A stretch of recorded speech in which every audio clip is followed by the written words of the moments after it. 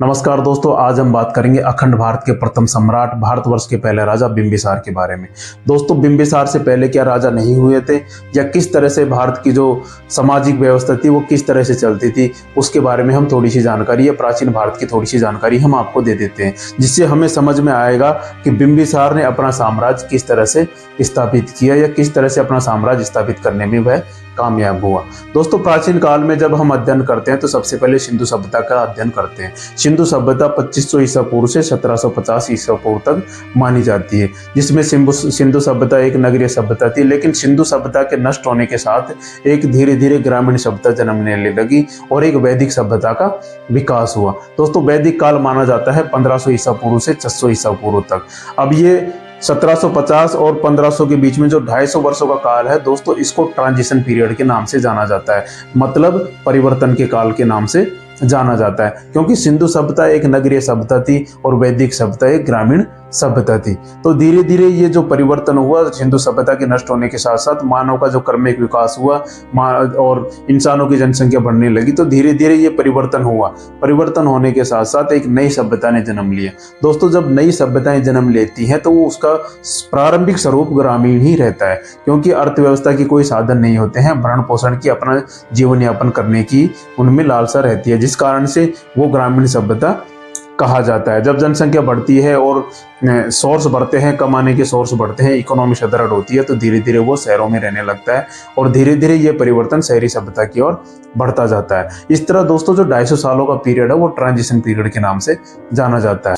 अब दोस्तों, वैदिक काल जब समाप्त हुआ तो उत्तर वैदिक काल में लोहे की खोज हो चुकी थी। अब लोहे की खोज होने के कारण एक क्रांतिकारी परिवर्तन हुए, क्योंकि लोहे के औजार बनाए जाने लगे, जिससे कृषि की पैदावार बढ़ने लगी। कृषि की पैदावार बढ़ने के साथ साथ लोगों के पास पैसा आया, इकोनॉमी सुदृढ़ होने लगी।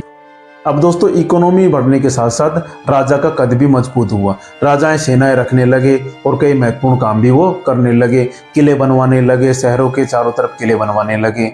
अब दोस्तों, वैदिक काल जब खत्म हो रहा था तो 16 महाजनपदों का विकास हुआ। इन 16 महाजनपदों की चर्चा हम अलग से वीडियो में करेंगे, लेकिन अभी थोड़ा सा हम इसके बारे में जान लेते हैं, क्योंकि 16 महाजनपद जब बने तो उससे पहले भी तो कुछ बने होंगे, तो उससे पहले जन और जनपद, फिर महाजनपदों का नाम आता है। जन का मतलब वह होता है कुछ लोगों का समूह जो मिलकर एक साथ रहते हैं, उसको जन के नाम से जाना गया। और जनपद का नाम है, जैसे आज के परिप्रेक्ष्य में हम समझ लेते हैं, एक टाउन या कस्बा को जनपद के नाम से जाना जाता था। और महाजनपद होता है कई जनपदों का एक समूह है, जिससे जैसे आजकल के बड़े शहर हों जो कई छोटे शहरों से मिलकर बन जाते हैं, तो उसे महाजनपद के नाम से जाना जाता है। तो दोस्तों, भारतवर्ष में, अखंड भारत में 16 महाजनपदों की चर्चा है। उनमें से एक है मगध महाजनपद, जो उन 16 महाजनपदों में से सबसे शक्तिशाली हो गया था और उसी का सम्राट बना बिंबिसार, जिन्होंने हरेक वंश की स्थापना की। उनके पिता का नाम भाटिया था। अब दोस्तों, जानते हैं बिंबिसार की पूरी जीवनी के बारे में।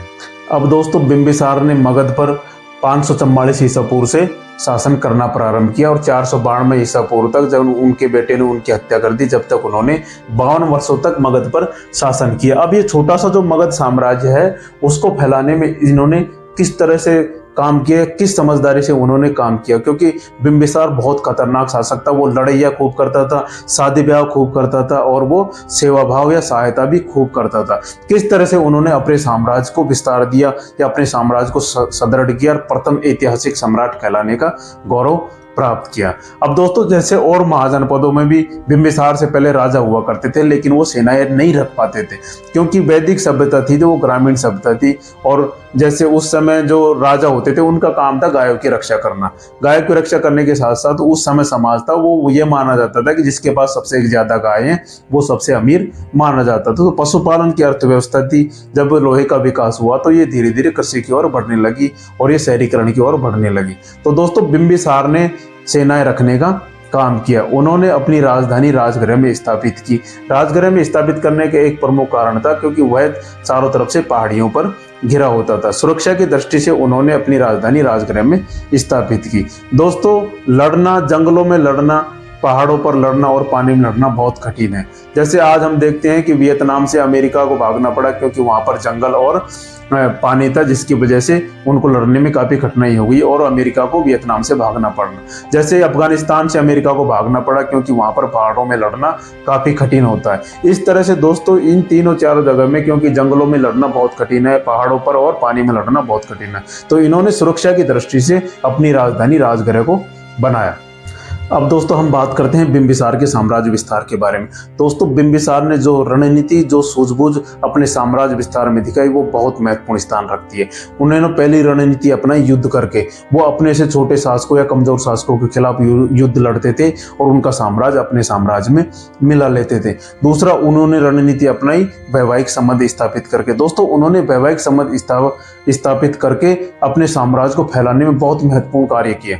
उन्होंने पहली शादी की कौशल देश की राजकुमारी महाकौशली से। उनसे शादी करने के कारण उनके पिता ने उनको काशी दान में दे दिया। काशी दान में देने के कारण और वहां से 1 लाख रुपए सालाना की इनकम आती थी काशी से। अब दोस्तों आप समझ सकते हैं कि आप अंदाजा लगा सकते हैं कि आज से लगभग 2500 साल पहले 1 लाख रुपए की सालाना आय आज लगभग कितनी हो सकती है। और उस धन का जो बिना लड़े उन्हें प्राप्त हो रहा था वैवाहिक संबंध स्थापित करके। दोस्तों इसमें उनकी बहुत महत्वपूर्ण भूमिका रही। उन्होंने 4 शादियां की। दूसरी शादी की उन्होंने वैशाली में, बज्जी संघ की राजधानी थी वैशाली, वहां की राजकुमारी चेलन्ना से इन्होंने विवाह किया। चेलन्ना से ये बहुत प्रभावित थे, उनको बहुत ज्यादा मानते भी थे। उन्हीं से इनको एक पुत्र हुआ, उनका नाम था अजातशत्रु। दोस्तों चेलन्ना से प्रभावित होकर पहले ये बौद्ध धर्म मानते थे, लेकिन उनके विचारों से प्रभावित होकर इन्होंने जैन धर्म अपना लिया था। दोस्तों वहीं पर वैशाली में इन्होंने एक और शादी की। वहां की एक गायिका थी, उसका नाम था आम्रपाली। आम्रपाली से इन्होंने वहां पर वैशाली में ही शादी की। दोस्तों इन्होंने एक और शादी की, वो पंजाब में की थी। पंजाब में हम देखते हैं कि पंजाब की राजकुमारी थी क्षेमा, उससे इन्होंने विवाह किया। तो दोस्तों इस तरह से उन्होंने पूरे उत्तर भारत में, कह सकते हैं कि पूरे उत्तर भारत में अपने साम्राज्य विस्तार को फैलाने का प्रयास किया 4 शादियों के जरिए। अब दोस्तों इन्होंने अगली रणनीति अपनाई सहयोग करके। दोस्तों अवंती, हम देख सकते हैं कि अवंती जो आज का उज्जैन है, उज्जैन में अवंती के राजा थे चंद्रप्रदोत। चंद्रप्रदोत को एक भयानक बीमारी हुई। भयानक बीमारी होने के साथ साथ उन्होंने अपने वैद्यों से या देश विदेश के वैद्यों से इलाज भी करवाया, लेकिन उन्हें कोई फायदा नहीं हो रहा था और वैद्यों ने कह दिया था कि अब आपका अंतिम समय आ गया है। तो दोस्तों उन्होंने देश विदेश में पैगाम भिजवाए, सब राजाओं के पास पैगाम भिजवाए और उन्होंने कहा कि जो भी कोई मेरा इलाज कर देगा उसको आधा साम्राज्य मैं उसको दान में दे दूंगा, या कह सकते हैं आधा साम्राज्य में उनके नाम कर दूंगा। तो दोस्तों बिंबिसार के शासनकाल में उनके साम्राज्य में एक प्रमुख वैद्य रहते थे, उनका नाम था जीवक। तो उन्होंने जीवक को चंद्रप्रदोत के इलाज करने के लिए जीवक को भेजा। और दोस्तों जीवक इतना कुशल वो था, वैद्य था, जिन्होंने चंद्रप्रदोत का इलाज कर दिया। इस तरह से उन्होंने चंद्रप्रदोत ने खुश होकर आधा साम्राज्य बिंबिसार को दे दिया। इस तरह दोस्तों उन्होंने सहयोग करके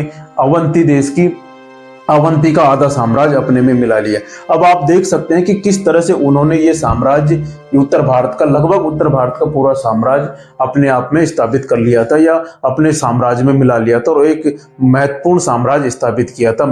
अब दोस्तों देख सकते हैं कि कैसे बिंबिसार ने पूरे उत्तर भारत में साम्राज्य निर्माण में कैसे बहुत महत्वपूर्ण भूमिका निभाई।